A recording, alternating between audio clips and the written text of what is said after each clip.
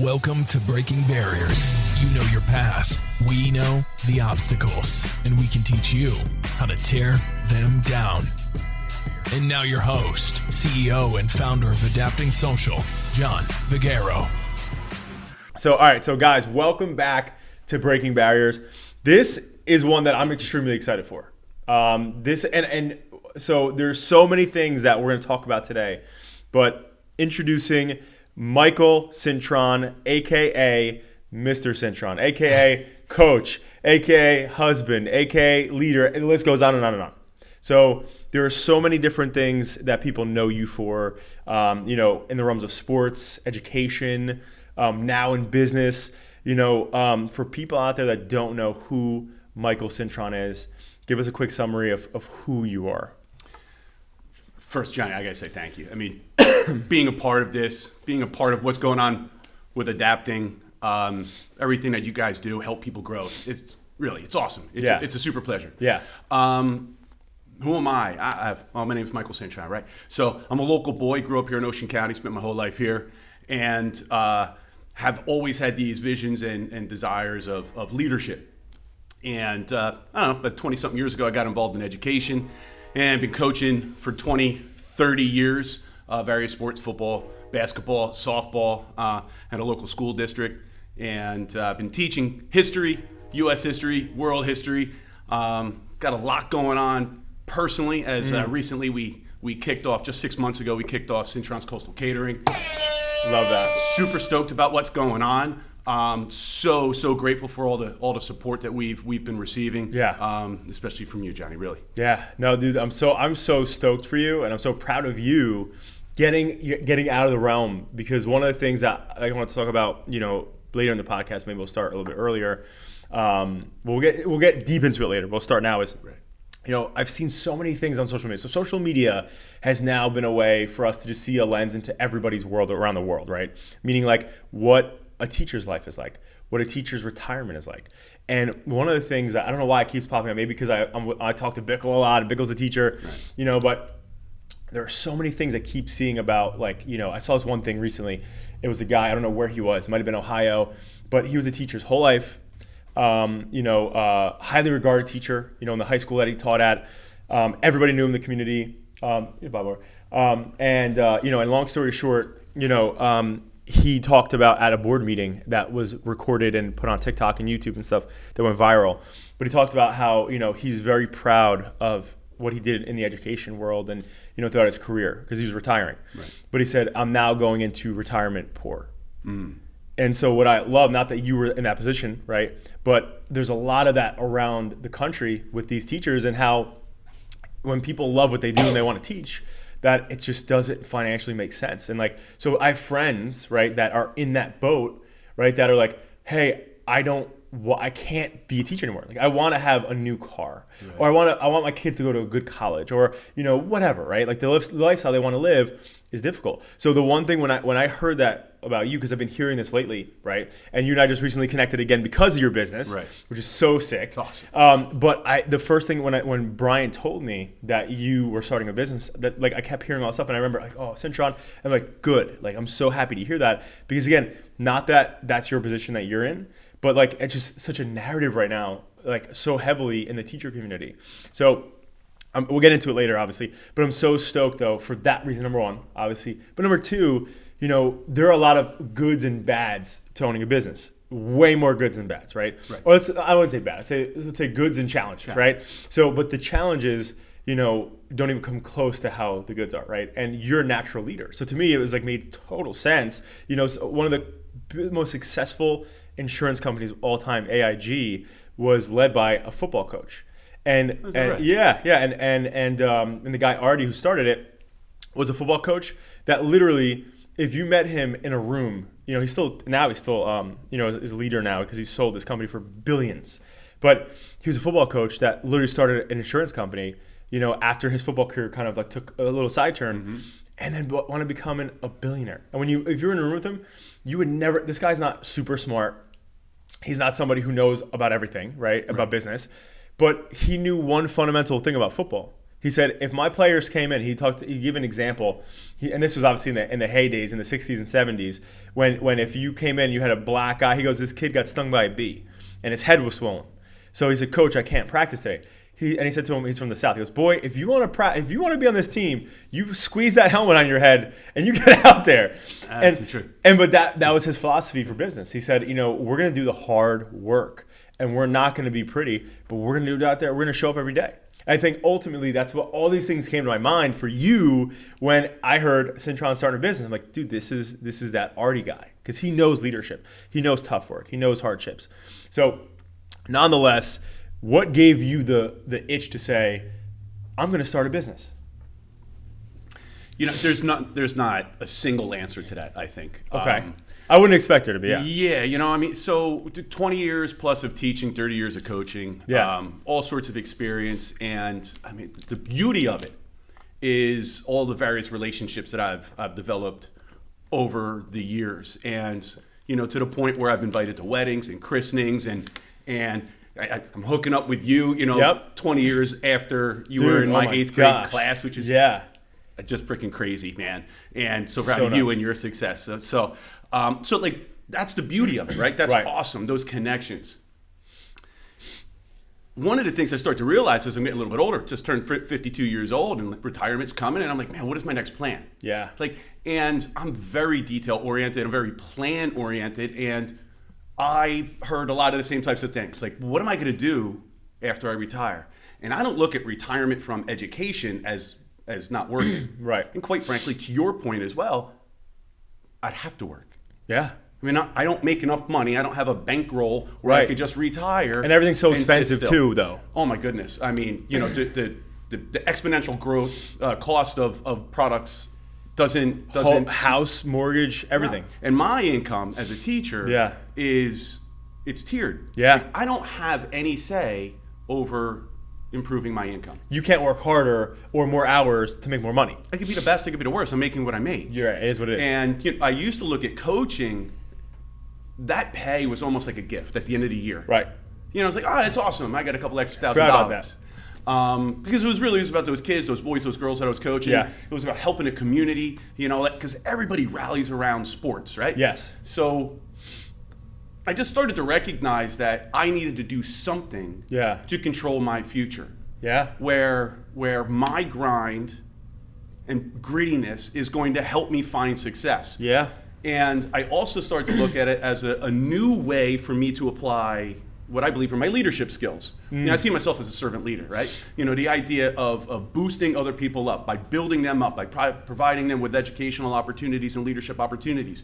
And that's what I'm doing with my team right now. In a couple of weeks, we have our leadership team meeting scheduled. So we're going to talk about, the opportunities for our staff members moving forward. So I'm only 6 months into it, and I have this vision of what we can look like in 5 years or 10 years. Love it. And I don't know what's going to happen, John. So exciting. But I'm going to bust my ass, and we're going to figure it out. That's so exciting, and those are the right things to be thinking about, in my opinion, in my experience, is putting those big, they call them big, hairy, audacious goals on the table. And hairy, audacious. And I don't know why that's called that. That's just a known thing in corporate training. Audacious sounds about right, because if I say this to people, they're like, "Why do you think you can do that?" And I'll be honest with you, I don't know why I think I could do it. I'm just gonna do it. I'm just gonna do it. Yeah, but that's what that guy Artie from AIG, the football coach, I'll reference him a lot today. But he says, like before Nike really popularized Just Do It, because this speech, which I told you about before, and I didn't ever send you, and I'm sorry, I'm gonna send that to you. Okay. But he, at one of their conferences with his team, remember, so at one point, he went from being somebody who made, I think, like $20,000 a year being a football coach to being a billionaire. And he was in a room full of his employees in this one conference, and I'm pretty sure there was like thousands of his employees in this one room on an annual conference. And he said, the one thing when people ask him about his success is, I'm going to revert back to what you just said, but he said, my one friend tells me they want to be, a beauty, the best beauty salon person in town. When he goes, well, just do it. The other person wants to pay off their house. Just do it. The other person wants to do this. Just do it. Just do it. And the theme of that thing is called Just Do It. But the point is that I love, because what you're saying, in theory, when you look at all the successful people in business, charity, whatever, they just did it, right? Yeah. You don't have to have a plan. typically when you have the plan too much, or like if you're waiting for the right plan, you miss the opportunity. Right. And I think I heard this a couple years back, but the normal conventional saying is ready, aim, fire, right? Because logically, Right. be ready, aim, get a good shot out, and fire, so you don't miss the target, right? But I heard somebody say, fuck that, ready, fire, aim, because every time I miss, I'll recalibrate and I'll get better and more accurate. And in theory, I won't let all these opportunities pass me by. Because how many opportunities pass people by because they're waiting for the pursuit of perfection? I have to have the money to do this. Yes. I have to have the right team to do this. Yes. I have to have the right car and the right signage and the right bar and the right whatever to do this. But did Steve Jobs have the right situation? He was in a garage. He was, he wasn't wearing deodorant. He was a hippie. He smelled, right? But look at what he built. He did okay. He's all right. Right? The most successful company in the planet.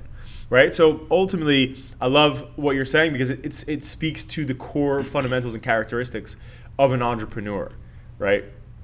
And that's a cool thing.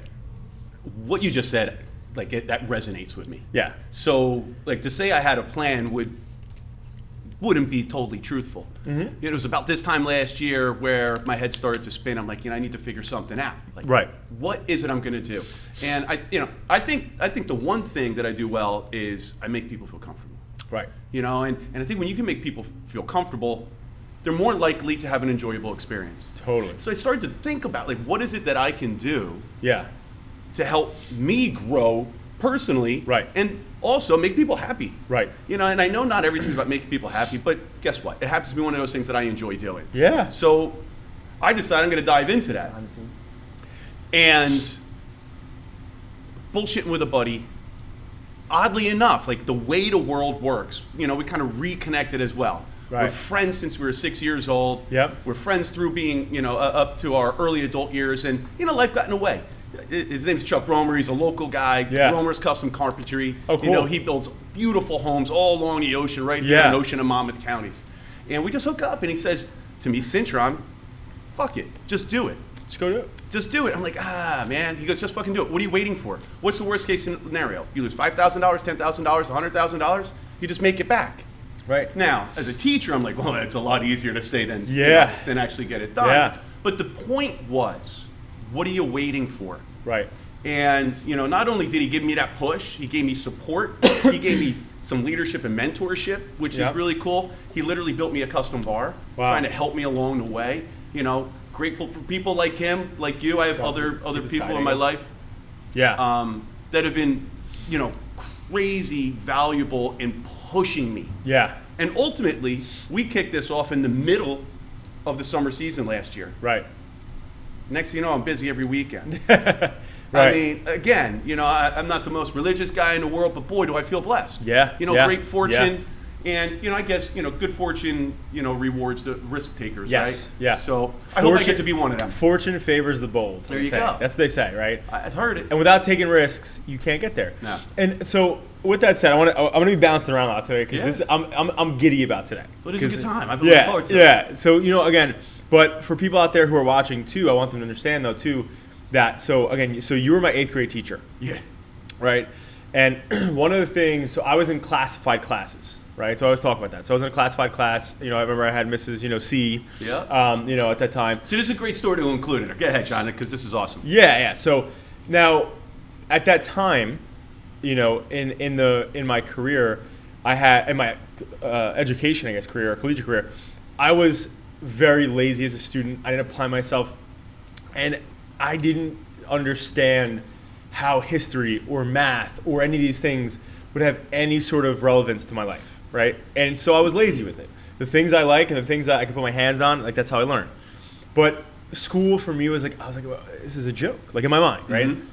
So I didn't take it seriously. And I remember there's 2 big tipping points for me, right? In my middle school, education, right? Mm-hmm. One was I'm sitting there, I was in Miss D'Agostino's class, and, I get pulled out and they tell me that I got kicked off the wrestling team.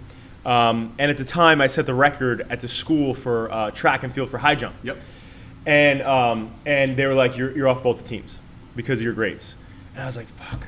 Damn it! This is so." One thing driving me right now. I was like, I enjoyed them. I was like, this is great, right? So, long story short, you know, and also, well, I initially did track because I was playing football. I was playing brick youth. Right. I wasn't doing the Pop Warner, but I was doing brick youth, and I only did track initially because football. So luckily, it wasn't tied to the school, so I could still play football. Yep. But anyway, so we get kicked off these both things. Low point, my teacher pulls me aside, or my teacher aide pulls me aside with Miss D'Agostino, and is like, hey, you know, she says to me, I'm going to give you this vocational packet because you're not college material and you're going into high school, and I think you should go right into vocational school, essentially. Yep. A VOTEC or whatever. So I'm like, damn, like she like must think I'm an idiot, or maybe I am an idiot, right? Like I was like so questioning it. And so anyway, long story short, I turned it around right from that point, because going into 8th grade at certain points, I believe in your class I was always like CB like area, and it went from being, you know, at that level of me having Fs in certain classes to getting to a C or a B to pass, right? So because that was in the beginning of the year that this stuff happened to me, and so at the end of the year, when I got more comfortable and like whatever, I'm sitting here in class. I'm in Cintron's class, right? And poor Matt Scala, right? I don't know where he is or what he's doing today. Name, that's a blast. Yeah. I don't know what he's doing today. Kid, man. Shout out to Matt Scala. Hey, what's up, bud? But poor Matt Scala was sitting there, and he had an afro at the time. I don't know if you remember. He had an afro. He had a full head of hair. So it's the end of the year. You know, everyone's signing yearbooks, doing whatever. And I think Cintron's like, you know, off his game for a second because he's signing yearbooks, right? And you were always so, and I think you still are, but you're always so vigilant, right? Like, you know, Kobe Bryant used to call it court vision. Like, you don't have to look to know what's going on. Absolutely right. So I'm sitting there, and this is Cintron. He's sitting there, he's signing yearbooks, he's talking to people at his desk. So his head's turned this way. I'm all over there. I'm not even in periph. view. So I'm like, I'm fucking golden. So I'm like sitting here, and I'm looking at Matt Scala, and he gives me the golden opportunity because he sees me cheating, and he's like, fuck. He's like, all right, whatever. So he kind of just moves his arm a little bit. So I'm over here looking like this. Boom, boom. I'm like almost done with the test, right? I'm about to be done because he just flipped this paper over to the backside. I'm hammering these things out. I'm like, all right, boom, boom. And then all of a sudden, as I'm about to write, I think I had like two more to go. I'm like filling this in, and all of a sudden I hear, just when you think I'm not looking, Mr. Vigaro and Matt Scala, you know, and I'm sitting there, I instantly shit my pants. I'm like, fuck, he saw me. And you get up and you go, bring up your tests, right? So I bring up my test. Scala brings up his test, and boom. White as it goes. Right? And Scala, by the way, so Matt Scala, sorry about that. but he did not, I mean, he let me cheat, so I guess he's a part of it. But, you know, he was a good kid. I mean, he had good grades, you know, great dude. So anyway, we get up there, boom, rip up the tests, throw them in the garbage, Fs, right? And what I loved about it, and I always bring this up, and I think this is important for any teachers watching this, was I think what I love about you so much, and I use the word love intentionally, right? Yeah. So you were one of the teachers that because like you said, and I'll let you say this in your own words, but I wasn't a great student, right? But you were one of the teachers that I think about that was very intentional with like essentially teaching a lesson of like a negative sort, not like obviously like teaching, but so instead of you being like F, boom, that's crazy, why would you do that, done, like, you know, you're getting an F, like you actually pulled me aside, Matt aside, had a whole conversation with us, and we're like, guys, like, you know, come on, like, and you talked to us, you leveled with us, you know, and then you also eventually gave us an opportunity to get, you know, a better grade, right? Without cheating. And I think I've been in scenarios where I've got caught cheating, right? And it was the complete opposite experience, where it was like scolded, you were in the red scarlet now, you know, whatever, right. And you're in trouble, right? As opposed to like, why would you do that? You're better than that. Like, come on, like I expect more from you, right? So. And I remember leaving the classroom that day and being like, damn, I disappointed him. I wasn't even, I don't know if I was more upset that I failed or that like you felt disappointed in me rather than pissed off at me. And I think that's the difference. And I think, again, going back to leadership and things like that, I think that's the challenge with most teachers. And I get it, it's tough. You're dealing with 90, 100, how many kids you deal with in a day or in a month. And so there's a lot of personalities, there's a lot of dynamics, parents probably get involved, obviously stuff. But it meant a lot to me that you did that. And so fast forward, you know, again, this was towards the end of the year. At the end of each year at that time, I don't know if they still do it, but they did like a writing competition. Right. And so throughout the year, to finalize that year, because we were like closer to the end of it, I wrote about, what I learned from you, right? And now again, it's somebody who is not a writer, even to this day, not a writer. Thank God for, Apple having auto corrections and whatever. But I sat down and I said, I want to write about this because you taught me something, right? At a point where in school systems, I didn't think that, I was learning much. I thought I was wasting my time in school, right? So I wrote this thing about how you taught me about, the lesson and growing and how cheating is not the way, right? Because I was only hurting myself, right, by cheating. Long story short, I won second place. Which right? is awesome. Out of I think there was close to like 100+ submissions. Right? Should have been first. It was awesome. Yeah. Well, and honestly, I thought I should have been first too. Just kidding. But I won second place, and I remember I brought it home, and I was like, oh my god, you won second place. It's crazy. It's so cool. And to this day, I showed you the article. And I'll talk to that really. I mean, that still it still gets me. Yeah. Not a joke. And going to the theme, like a lot of times on the podcast, I'll talk about how you have to find the right partner in life, like your wife or your husband. And my wife, when I had it at my mom's house on the fridge. It stayed in my mom's fridge forever, right? And so when I moved, my mom was like, "Oh, take this with you, take it with you, whatever."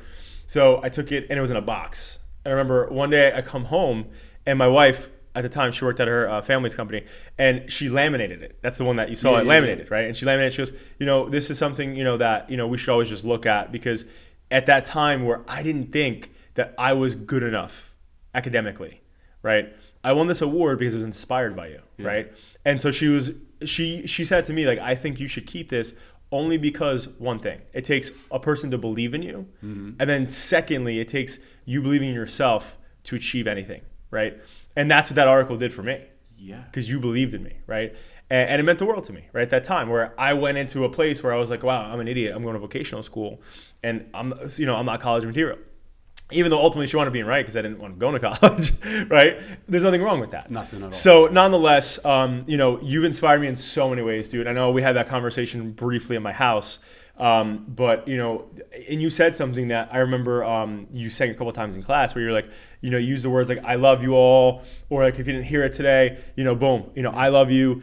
And dude, and that's why I know you're gonna be so successful in business the way that you have been academically. I don't know one student that I know that was in your classes that isn't like, I love that guy. Like, honestly, I don't know one. I'd like that to be true. I mean, I don't know, but thank you for that. Yeah. And honestly, really, Johnny, all of those things that you're talking about are all based around developing relationships with people, right? And if we didn't develop that relationship, and I caught you cheating, you wouldn't have hung around class, right, to allow me to have that conversation. Totally. You know what I mean? And a lot of things get lost in the world of education. Well, I don't know if this is 100% accurate, but we focus so much on curriculum. Yeah.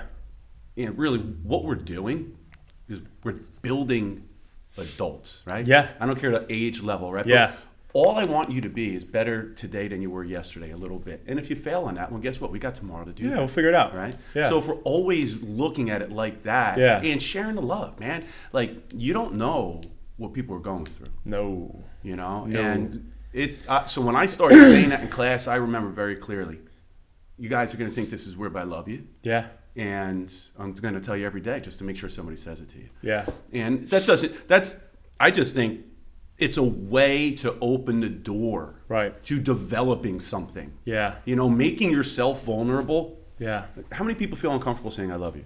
A lot. I know families that don't even use the words. Yeah. So, for me, it was a way to be vulnerable and allow my students to be vulnerable whenever they were ready. Right. So, hopefully I can take that and I can apply it to the business world. Yeah. That's certainly one of my goals. And by the way, Johnny also left out that we were the three.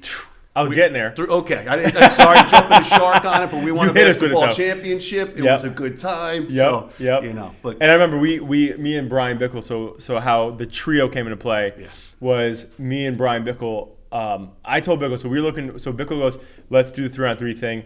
Cool. We were looking for somebody to bring on the team. Like, let's get Cintron. And I remember verbatim, he goes, he's a football guy. He's not going to play basketball. And I'm like, yeah, but dude, he's got a height like us. Like, we're all like 6'2" plus. Yeah. And I was like, and honestly, he'll just body people. And that's what ended up happening. That's what, dude, you were bodying Micah, you were bodying Cuts.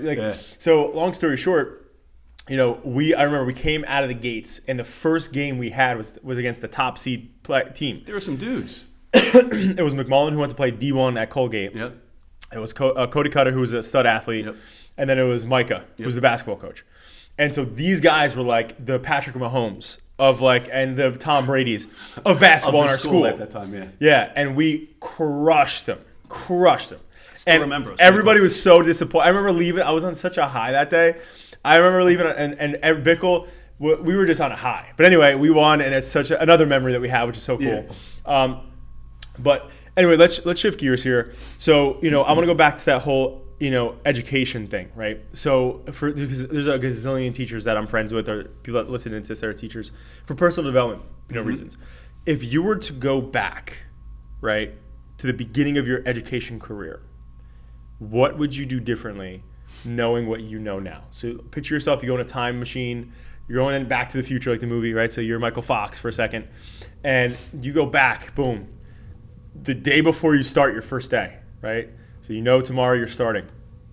You're in a time machine. You walk into that house, wherever you were living, whatever you were doing, right? What do you say to Michael Cintron 20 plus years ago? Wow. That's a great one. All right. First thing is this: take advice when it's given. Yeah. All right. So that's kind of broad based, but so many times when we're young and growing, or people tell us stuff, but you just you pick your path and you kind of go towards it. Yeah. And it's the information kind of hits you, bounce off, you take some of it.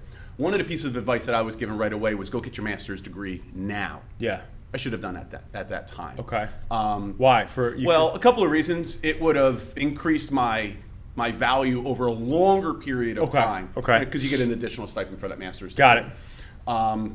Also, it may have had me looking at leadership through a different lens sooner. Okay. My leadership was really okay, I'm in control of my classroom. I'm a coordinator. I'm a head coach. Those different things. Those are my leadership experiences. I would do professional development, but it really didn't have. There wasn't a focal point for it at the time. I was just enjoying the opportunities that I was given. Right. So perhaps that would have had me looking through a different lens early on. Did you want to get your master's? No, not at first. Okay. I'm saying in general. Did you ever want to getting it? Oh, I did. Yes. Oh, you did. Okay. Yeah. Okay. And that was that's one of those things that I'm super proud about because when I was a student, John, I wasn't a very good student. Yeah. And I had help as well on some of my papers. Yep. And I went away to college. I didn't know how to be a student. Right. The first time I went away, I screwed up. I left. $30,000 in debt, whatever that was. My mom says, "Hey, Michael, you're going to get a job and you're going to roll at OCC or you're going to find a new place to live." I believed her. So I did those things. Yeah. I remember taking that first job for $3 an hour, going to OCC at night. Wow. Kind of grind those things out. I run into my youth football coach, Coach Joe Morris, who was your coach for Brick Youth Football. Yeah. On a heavyweight level. And he had said, "Well, I don't know what you're doing, but you're not at school, so you're going to start coaching." Yeah. So grateful for him because he gave me direction when I really needed it. Got it. Really needed that. So, and then I wind up going back to school because one of my players says, "Hey, coach, why don't you teach?" Yeah. And I'm like, "Why do you say it?" He's like, "I think you'd be a good teacher." Literally, I could still see that kid's face when he was saying it to me. So I took that very seriously. I went back to school. I learned how to be a student. Yeah. And I think I learned how to be a student in a sense that, it takes a lot. There's a lot of work that goes into it. You gotta actually read and write and study and that kind of thing. Right. But I now had a vision of helping kids that were like me.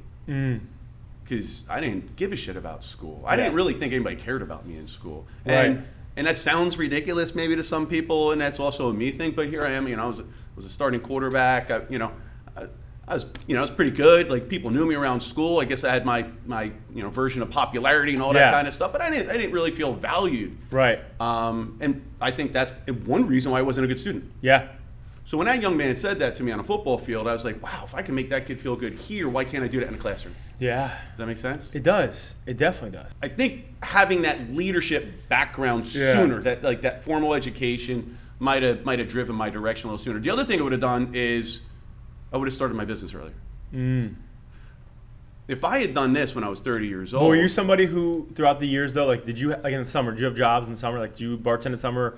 Like, or were you just, because you coached and you did a lot of stuff. Right. So did you do anything else other than that throughout the years? So before this? The answer is yes. Okay. You know, I mean, years ago down in Seaside, Yeah. you know, before I was a teacher and stuff like that, you know, working down at Club Access and whatever, the various places down there. Once I got into teaching, I became a 3-sport coach very quickly. Yeah. And it made it hard to do a lot of different things. So I would kind of fill in. I would do catering, I would do bartending, I would pick up jobs, Yeah. you know. I would even work at restaurants because they would Right. close earlier as opposed to clubs at 3 o'clock in the morning. Right. I can't see you sitting fucking still. I'm not good at it. I don't, I Not good couldn't at see it. Yeah. Which Yeah. is such a good entrepreneur characteristic. Sorry, continue. But No, it's okay. I just when I think about that, like I could never see you in the summers be like, I'm just gonna hang out and read a book all summer and just relax and hang out with my wife and my, you know, whatever. It's like I just couldn't see you doing it. Well, and that's the thing about coaching. Yeah. I don't know how to do it any other way. I don't really know how to do many things any other Right. way than 100%. Like, so when I was coaching year round. Yeah. Yeah. Right? Even if I wasn't at practice, I'm working on a game plan. I'm drawing something up. How do we coach this up? What kind of new drills do we you know implement in practice? And Right. so it was hard to pick up any extra money Right. because I felt my responsibility were to those boys, Yeah. their parents, the school, the Yeah. community, Yeah. everybody that's invested in, Yeah. in what we're doing. And I took that responsibility very, very seriously. The downer of that is I didn't really take my personal growth, my opportunities anywhere else. Got it. You know, I explored becoming a head coach. I interviewed for it. I was offered an opportunity. Wound up not taking it because I wasn't too sure about Yeah. it. But that was about it as far as the vision goes. Yeah. And as I got older, and you know, I think a lot of people say this, and why I try to talk to my students, like you had said, I spoke with Yeah. you, is, you know, what is it you're going to do next? Right. You know, you don't have to stop, but there's always a next. What is next? Next could be tomorrow. Yeah. It could be tonight. So I would have looked at that differently. Yeah. Man, I hope I answered that question. Yeah. No, I think you did.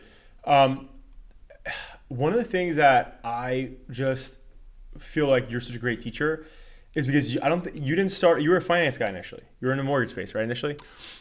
Well, Out of the gates, I'm saying. Like no, your out of first the gates. career? Initially, I was in advertising sales, right, and right. marketing, and then went into teaching, and then back to mortgage. and then got into mortgages. So, Okay. like my background, you know, from mucking stalls and Right. paving roads, right, Yeah. to I got into advertising. I actually Okay. sold Kirby vacuum cleaners door to door. Love it. And I sold it. So the owner of Showcase Publications Yeah. wanted one, knew he wanted one, so I sold him two. Okay. And he offered me a job. So I had to wait 2 months for the opportunity to arise. So I'd call him every 2 weeks, and, Yeah. and next thing you know, I was working for him. It was a fantastic gig. It was Yeah. great. Yeah. It was great. Did very well. Actually, did better than education until recently. Okay. And then I turned that sales experience into selling real estate, which was awesome. You know, again, my sales experience, which Yeah. is what I see my business as, me connecting with people, Right. and teaching them about the different things that they could provide in terms Yeah. of entertainment at their homes or different venues, right? But so I took advertising, went to real estate, and then I took the real estate to mortgage industry. And recently, those people that are paying attention to this podcast are probably aware of this. You know, we had mortgage rates dropping down to 3 and sub, which is fantastic. Dude. Putting people in homes Yeah. for 2.75 was incredible. And then, Incredible. of course, then interest rate, when the Fed touched it, you know, and they And jumped bam. up to 6, 7, 8%, and, you know, kind of made some changes. So I decided I need to make a shift. Yeah. You know, I also had some health issues going on. So, Okay. you know, those stressors and leaving those behind for a little bit. And then I was quiet for a little while, John. Yeah. All I did was teach. And I found I was fucking bored. Yeah. Excuse my language. I don't normally curse much. But That's okay. nonetheless, it's the truth, right? Yeah. I was fucking bored. And I was looking for something to do. So that's my point. Is so getting back to like leadership training and like, I feel like people who are disruptors in a space are ones who initially didn't set out to be in the space. Like you didn't go to college because you were like wanted to be, like, you didn't wake up and like I want to be a teacher. Right. You were in ads, you were in mortgage, you know, you were more wanted to be a business guy. Yeah. Right. And then you just fell into being a teacher. And then all of a sudden became this great leader and were awesome at being a teacher. And I think it's because when you some people look at teaching very narrow-minded, right? Where I never saw you as narrow-minded. But I think it should be required, right? And I'm gonna throw this out there to whoever runs the school boards for America. or the whatever standards. But I think leadership training should be required, like to the highest level, right, of leadership training. I've had some teachers over the years that were some real fucking pricks, like real fucking pricks. And there's all sorts of people out there, that's for sure, dude. But and that's the thing. So like, I look at it like, I remember growing up, like, you always look at adults, right? Like growing up, if I see a teacher, like when I was like in first grade, right, it's like teachers were like, like, oh my god, like they're like the chosen ones of society in my mind at the time, because it's like, they're teaching you, they're in charge of you. You can be in trouble by them. Like there's such such role of control that is there. Right. So over the years, it's like, wow, I fear these people and like I respect these people. And I was always raised to respect your elders and stuff, and I still do that to this day. But over the years, man, it's like, you start to see it, and you meet, like, it's almost like that saying, you meet your heroes, you'll be disappointed, right? Because at the end of the day, everyone's just people. Life is messy, right? And there was a specific teacher that I had in high school, right? And I'll never forget it. I might name drop, I might not, I don't know. I'll say how I'm feeling about it. But, I'm in high school, and this guy, I'm pretty sure it was social studies as well as history or whatever. But this guy was always a ball buster, and I was a ball buster, and everyone in the class was. And I remember one day, because he had the ability, he had a range where he could either joke around and he's busting your chops and everyone's laughing at him, or he can kind of be a dick and like really say something that be a little hurtful. I remember one day I'm in class, I'm sitting there, and literally out of absolute nowhere, he just goes to me, he goes, Figueroa, he goes, I might have provoked him. I don't know. I can't remember, but it's very possible I did. So I want to just be completely transparent about that. But I think we were busting balls or whatever. And he goes, your ears are gonna hold you back from many opportunities in your life because they're so big, in front of a whole classroom, right? So everyone starts cracking up, and I feel super embarrassed. I'm like, damn, because that was always, when I was growing up, that was always my insecurity. So I was like, damn, like that was embarrassing, right? So I felt super embarrassed. And I remember firing in the back and whatever. And long story short, like I wound up hearing I wound up seeing this guy years later, right? At Jenks of all places. And where a lot of people bump into people. Yeah. Go ahead, right? So I'm at Jenks, and I walk up to him and I start talking to him, and he's like, what have you been up to, whatever. And I told him I started a business and blah, whatever. And I wound up hearing years later that this guy wound up getting fired and had all these crazy issues, like throughout Brook-Memorial High School. And I was like, damn, like that's crazy. And so throughout the time, I forgot about him until I saw him in that moment. I wanted to punch him in the face for a second. I'm like, what? At the end of the day, like, I don't, like, those things happen for a reason. I don't know why, because I guess insecurities, whatever. But it's things like that, right? Where like a teacher should never say something like that to a student, right? But ultimately, right, like it gave me tougher skin. So like I look back when I saw him, and I don't want any ill will towards anybody, right? But it's like, it's like things like that, right? That are like, but they're just people, and life is messy. So I look back now and I think about it differently.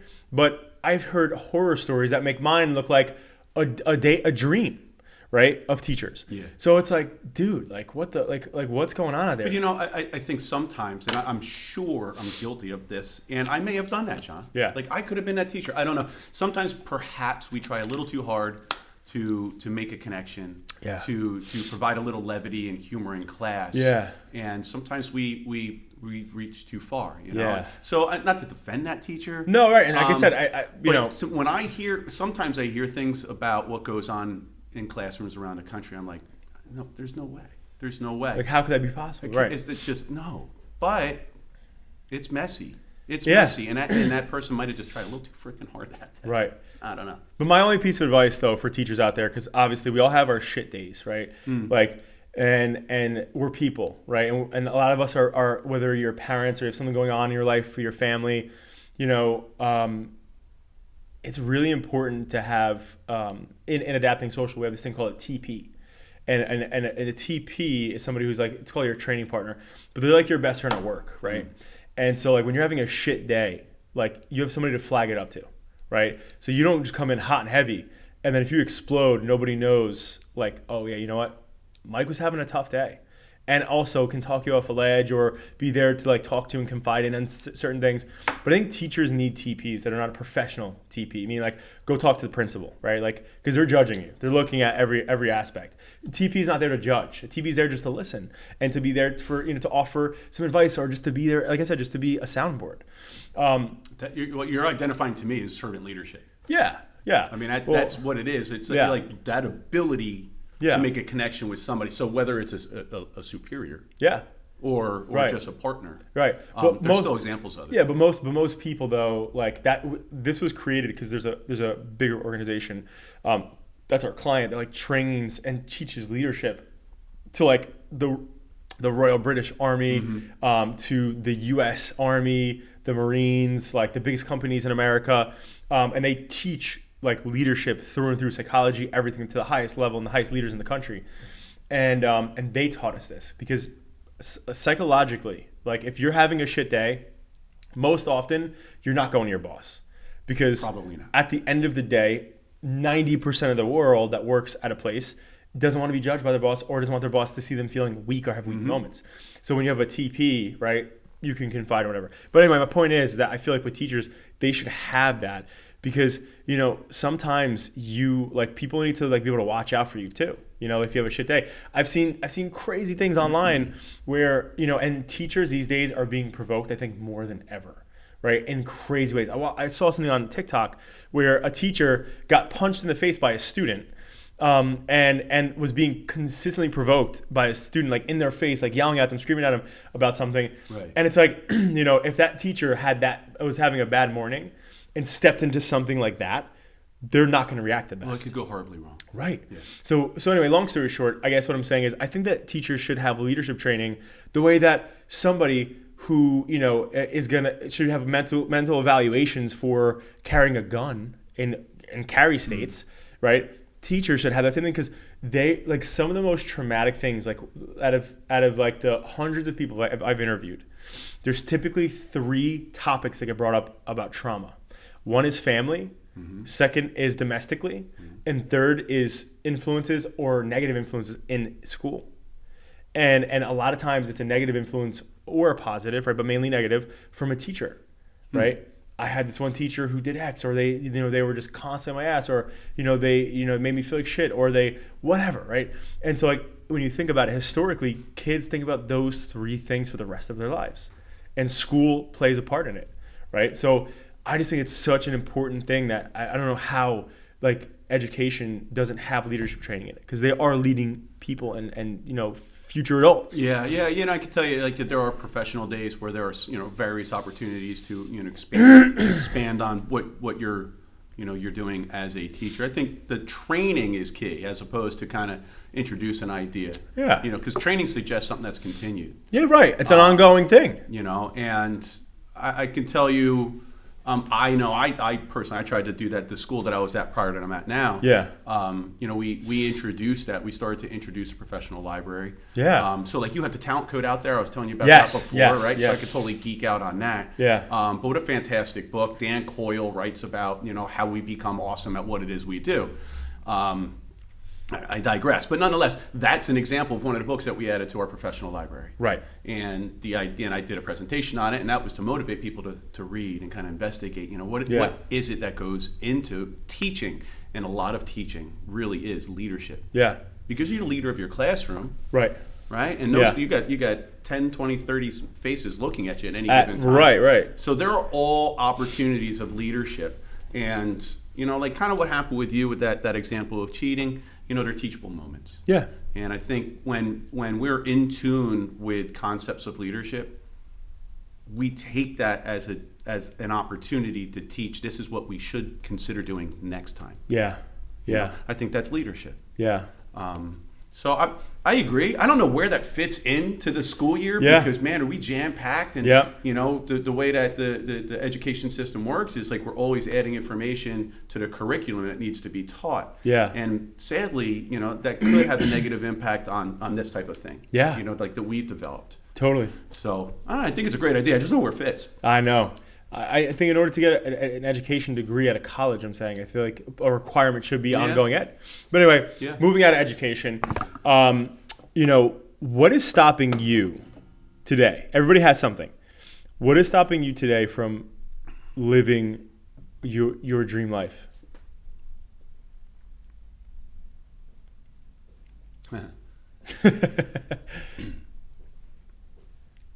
Well, it's a terrible answer, but No, there's no terrible answers. but money, because I know money's not supposed to make us happy, Yeah. and I don't know that money necessarily is a difference in my happiness or not. Yeah.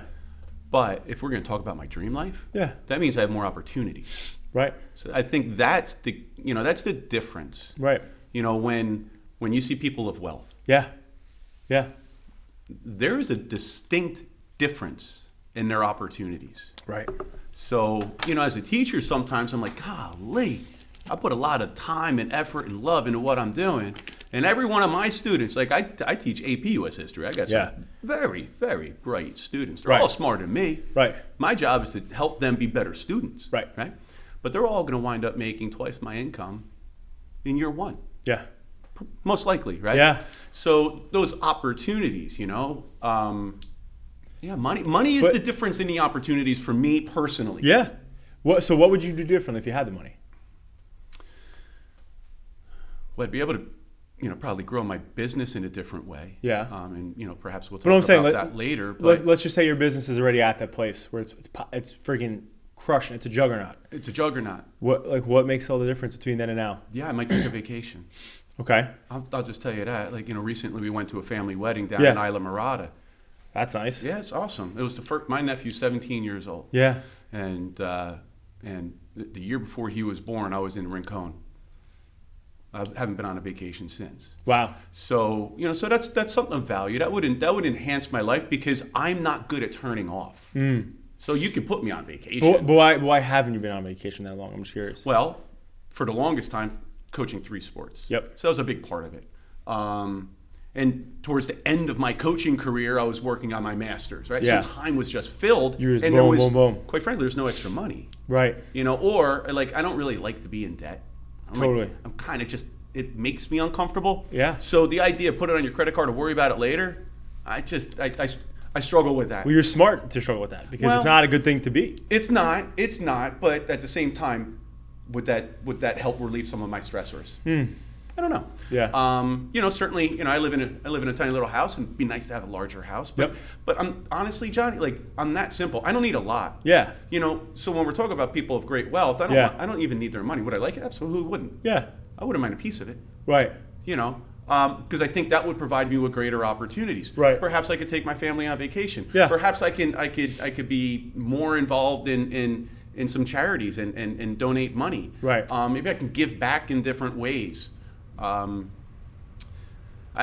think that's really it. Yeah. What's the difference?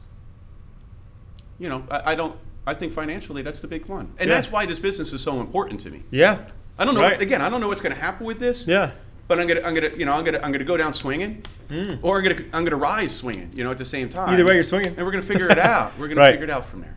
Listen, one thing I just want to say, I don't think that anybody listening to this, and anybody in general, I always teach my kids this, nobody should ever feel bad about wanting to make money. People's relationship with money, what I've learned, right? I went from being in a financial position with my family where we almost lost the house. That's why I started adapting social. I only started it in high school and dove into this because out of desperation purely. I was like, how can I help my parents not lose this house with 5 kids in it? Now, growing up, I was always the guy where my friends, I'm going to Six Flags. Mom, Dad, can I go? Don't have the money. Right. Can't go. Right. So either my friends' parents would spot me or my friends would spot me. Yeah. I was always that guy. You get that help. I was always that guy. I was that right? kid growing up, too. And I hated that, right? Yeah. But that was my circumstance.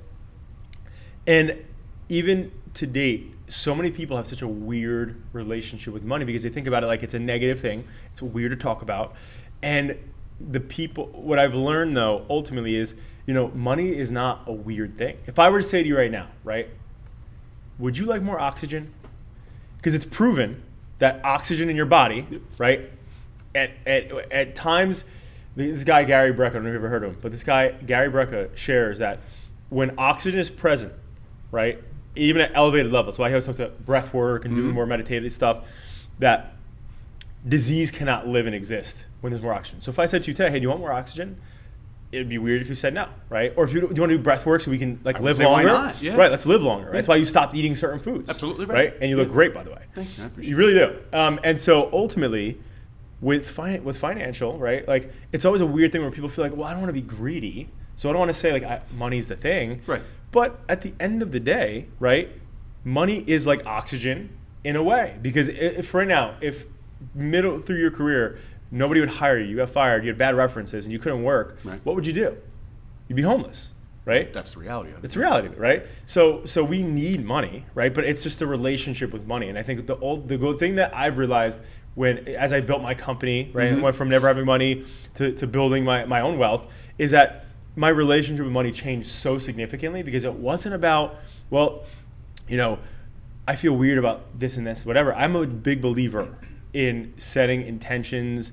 And again, like, we shared when we got some cocktails that one night, I am religious, right? And I do believe in God. And so, I pray on these things, I think about these things, and I know that at the end of the day, like, money has to do X for me. And a lot of times, like, as I've helped and mentored my own friends and family and people in business for their financials of their business, I'll sit there and I'll be like, all right, boom, let's talk about one thing first.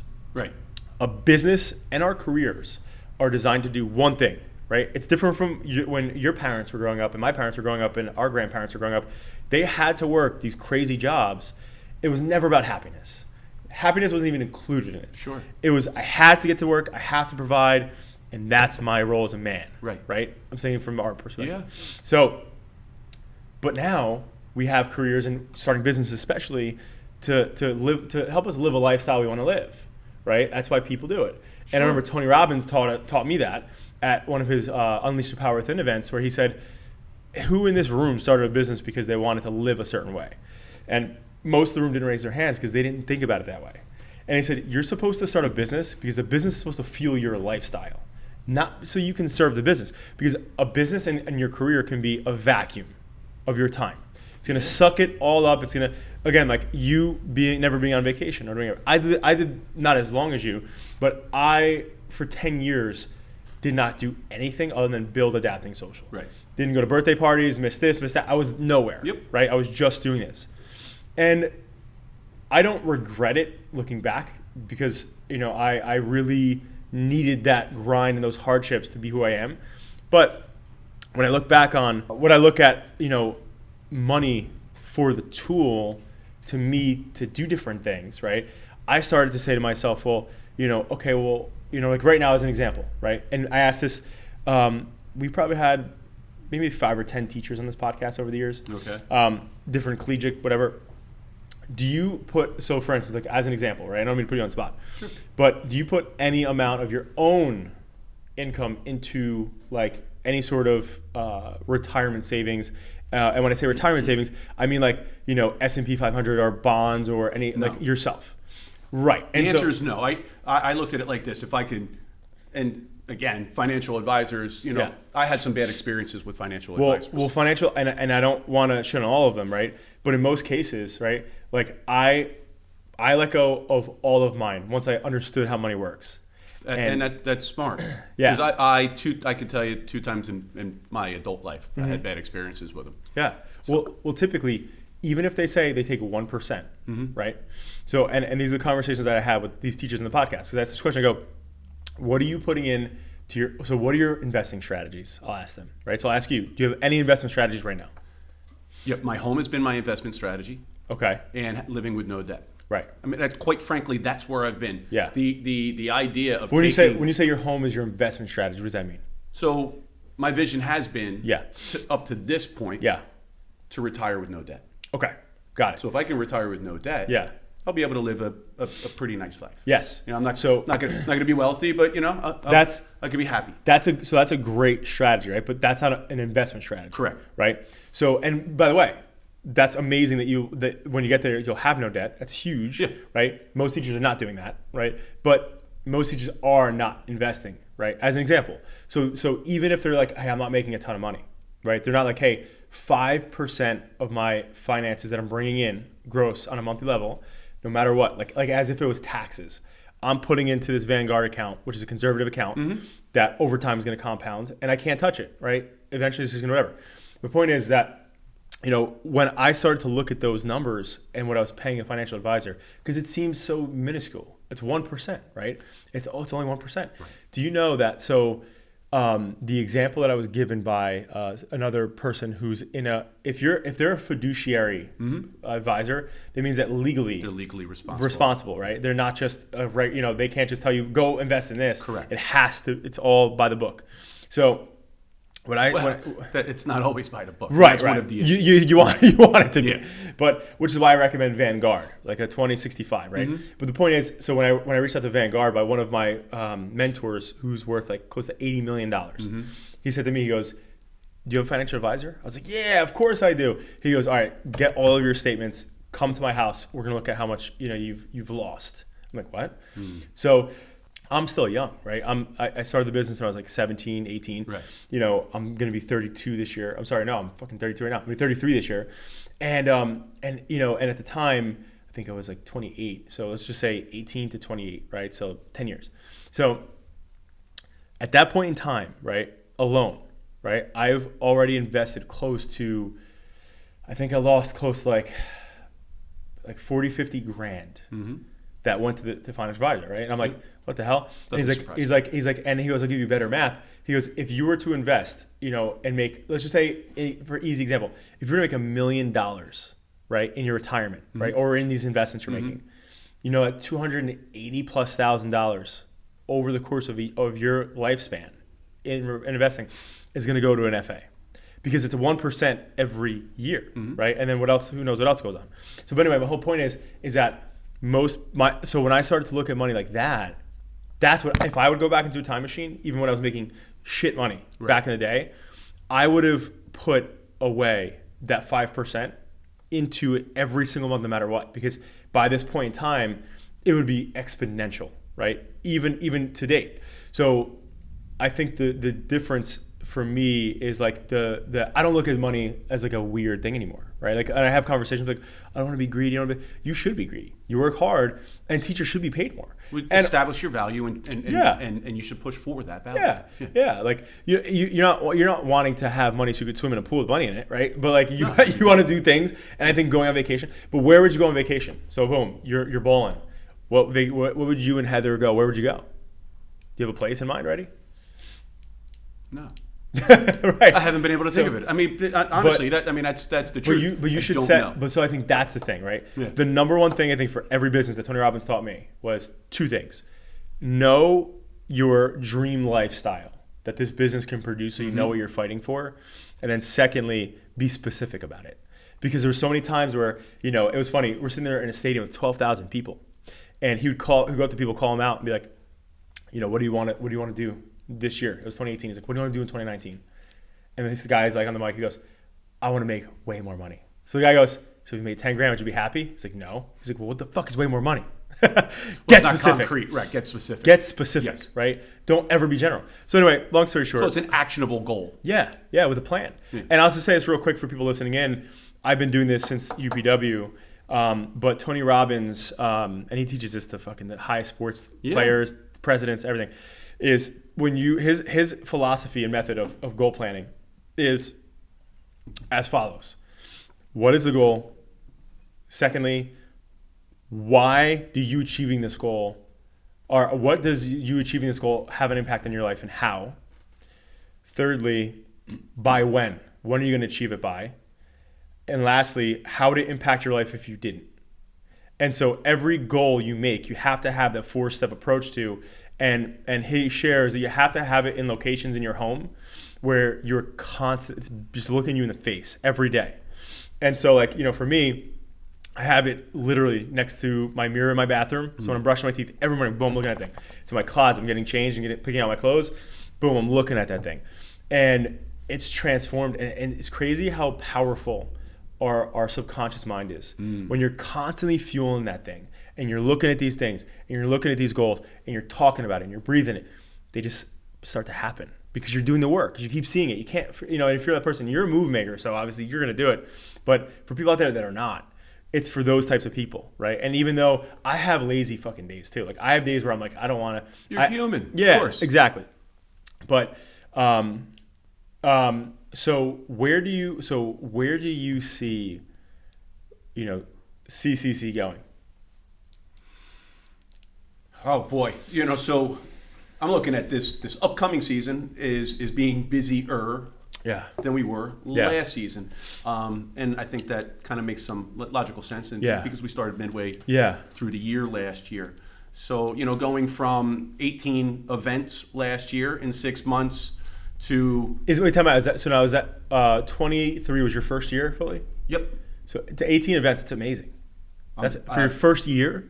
yeah, I feel pretty proud. That's awesome. Yeah, pretty happy. And that's with no that. marketing or advertising. That's just your network and Word people of referring mouth. and doing the right thing. Yeah. I mean, talking it up a Yeah. lot, trying social media, and hopefully I'm getting better at it. I'm You're practicing, crushing certainly. it. You're crushing it. And of course, working with adapting, and that's going to help me move into the future. But yeah, there's a lot of talk about it, and I feel fortunate to have a good circle of influence. Yeah. And those people also speak about it, and the word gets out. But Yeah. if I can go from 18 to 36, I mean that's a successful year. Yeah. Because that means I'm at least matching what I did in the second half and adding 18 more events to it. Right. So that'd be wonderful.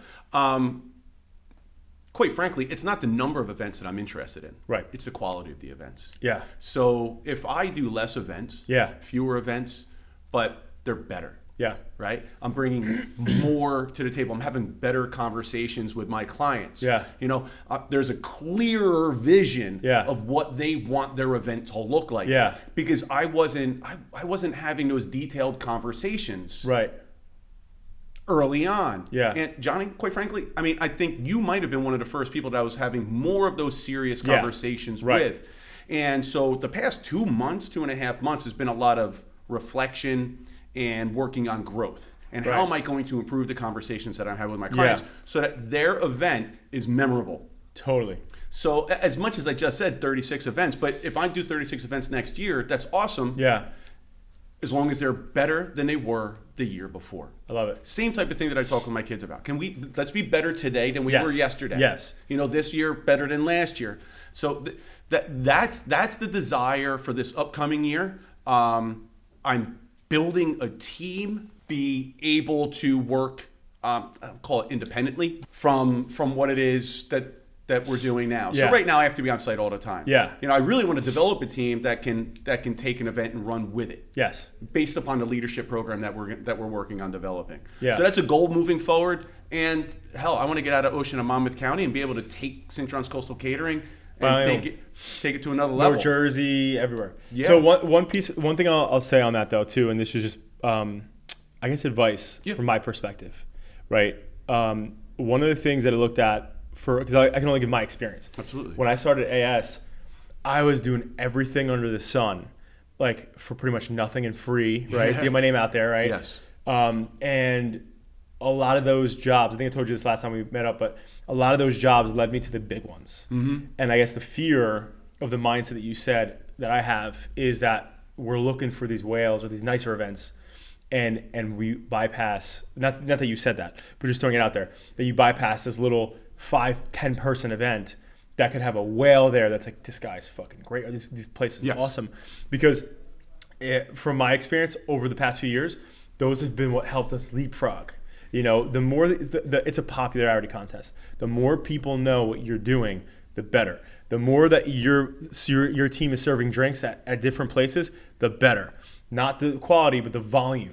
Because the quality comes with the volume. And the good thing to you guys, to your credit and your team's credit, what was the lady's name? Kelly that was with you at my place? Angela. I'm sorry, Angela. Awesome rock star. Yeah, Yes. rock star. Right, Jacqueline was so against us having you bring the help Yeah. because she's like, no, I got it, right? But I'm like, Jack, you're pregnant. Let's give glad our we moms a made that break. happen. But dude, she was like, we need the Angela every time we do it. Right. Because you're our guy now, right? So Right. every time we have our parties now. Which, by the way, before you leave, I want to book a couple things. Okay. But it's like those types of things like don't like exist unless you're at a volume game. And that was what one of my mentors told me too, which he was like, he was the best because I met him through a smaller guy. Right. And he goes, the best thing you've ever done was you kept getting yourself out there. Because he goes, in business is not always about Quality is about opportunity. So if you're in front of a million people, right, and these building websites you don't want to build, people are going to see it and be like, who built that? And that's where opportunity meets quality and meets growth and scale. So like everything you said, like Cintron's Coastal Catering really, and I know we're about wrapping this Yeah. up, but I look at it like this. There's no fish too big or too small. Yeah. And it's about getting at bats. Totally. If you don't get an at bat, you don't get the base hit. 100%. And then if you don't get an at bat, you don't get the double, triple, the home run, the grand slams, right? All those different types of things. Yeah. So I 100% agree with the volume, right? I don't say no to jobs. Yeah. Unless there's a reason to say no to the job. Yeah. Yeah. But I'm not going to certainly not going to say no to any conversation. Good. When I'm referring to the better is, I don't have to do more jobs to make myself happy or make greater income. Yeah. Right?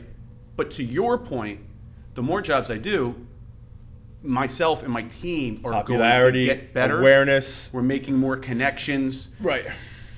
And it's all about the experience. 100. So that's what I'm talking about better. Like if I did an event for you last year, Yeah. and you gave me 4 stars, hell, I want 4.5, I want 5 stars next Yeah, time. yeah, right? yeah. And what we're doing to be better now is stuff that we weren't doing before. For Yeah. example, post-event surveys. Right. Didn't do it before. Right. So now we're doing those types of things. But yeah, volume, I'll work every weekend if I can, every Yeah, night. If that's what it takes Right. to be better, Did you build a name? to build my name, Yeah. to continue that brand growth, and to make people happy, Cintron's Coastal Catering is going to win no matter what. Yeah.